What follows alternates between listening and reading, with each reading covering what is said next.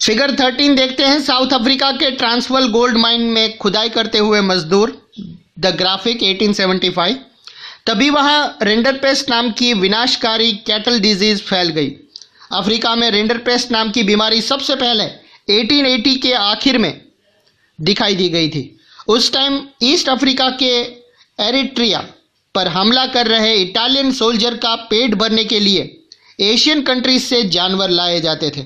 ये बीमारी British Asian countries से आए उन्हीं जानवरों के जरिए पहुंची थी वहां पे। अफ्रीका के ईस्ट साइड से दाखिल होने वाली ये बीमारी लाइक फॉरेस्ट फायर, जंगल की आग की तरह वेस्ट अफ्रीका की तरफ बढ़ने लगी।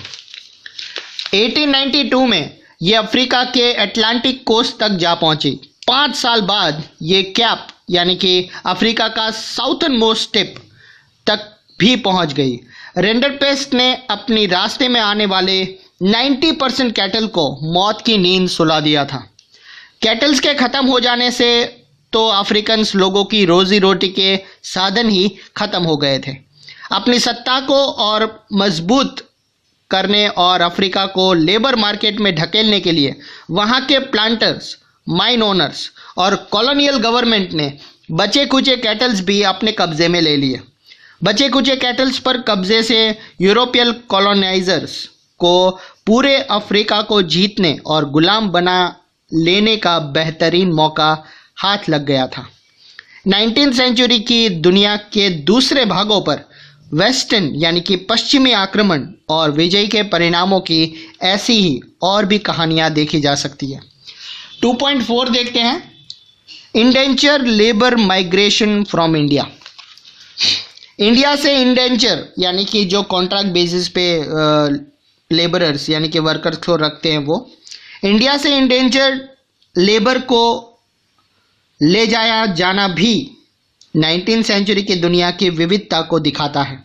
ये तेज़ इकोनॉमिक ग्रोथ के साथ साथ लोगों के दुखों में, प्रॉब्लम्स में बढ़ोतरी, कुछ लोगों की इनकम और दूसरों के लिए बेहिसाब गरीबी, कुछ एरियाज़ में भारी टेक्नोलॉजिकल एडवांस और दूसरे एरियाज़ में दुखी होने के नए फॉर्म्स की इजाद की दुनिया थी ये। 19वीं सेंचुरी में भारत और चीन के लाखों लेबरर्स को प्लांटेशन, माइंस और रोड्स और रेलवेज कंस्ट्रक्शन प्रोजेक्ट में काम करने के लिए दूर दूर के देशों में ले जाया जाता था। इंडियन इंडेंचर लेबर को खास तरह के कॉन्ट्रैक्ट्स के तहत ले जाया जाता था।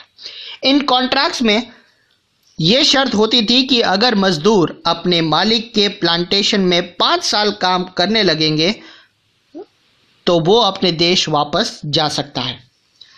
इंडिया के ज़्यादातर इंडेंचर लेबर मौजूदा ईस्टर्न उत्तर प्रदेश, बिहार, मध्य प्रदेश और तमिलनाडु के ड्राई डिस्ट्रिक्ट से जाते थे।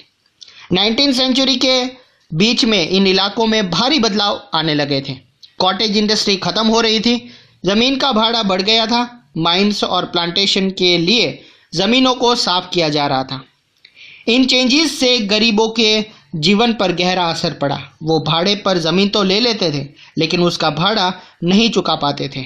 उन पर कर्जा बढ़ने लगा था। काम की तलाश में उन्हें अपने घर बार सब कुछ छोड़ना पड़ा। जैसा कि हमने बात की कि इंडेंचर लेबर का मीनिंग यहाँ पे दिया हुआ है, a bonded labour under contract to work for an employer for a specific amount of time to pay off his passage to a new country or home. Indian indenture migrants labour को मुख्य रूप से Caribbean island, mainly Trinidad, Guyana और Suriname, Mauritius और Fiji ले जाया जाता था।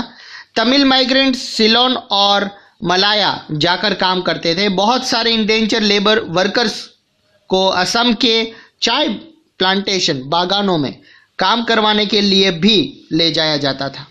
फिगर 14 में आप देख सकते हैं, त्रिनिदाद में एक कोकोआ प्लांटेशन में काम करते इंडियन इंडेंचर लेबर अर्ली 19वीं सेंचुरी।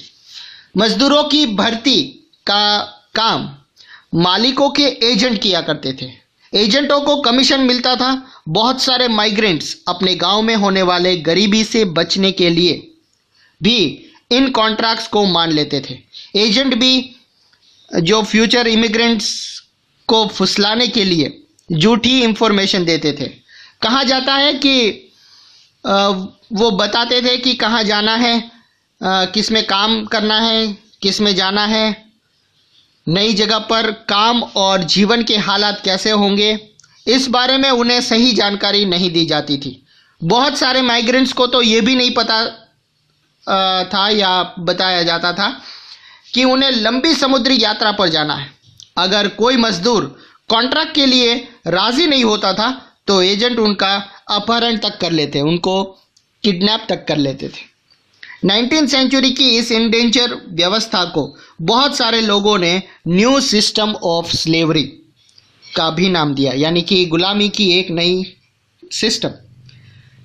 प्लांटेशन में या काम की जगह पर पहुंचने के बाद मजदूरों को पता चलता था कि वो जैसी उम्मीद कर रहे थे यहाँ वैसे हालात बिल्कुल नहीं है।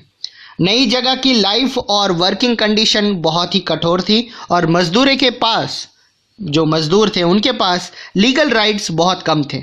उसके बावजूद मजदूरों ने भी जिंदगी बसर करने के अपने तरीके ढूंढ निकाले। बहुत सारे लोग भागकर जंगलों में ही चले गए।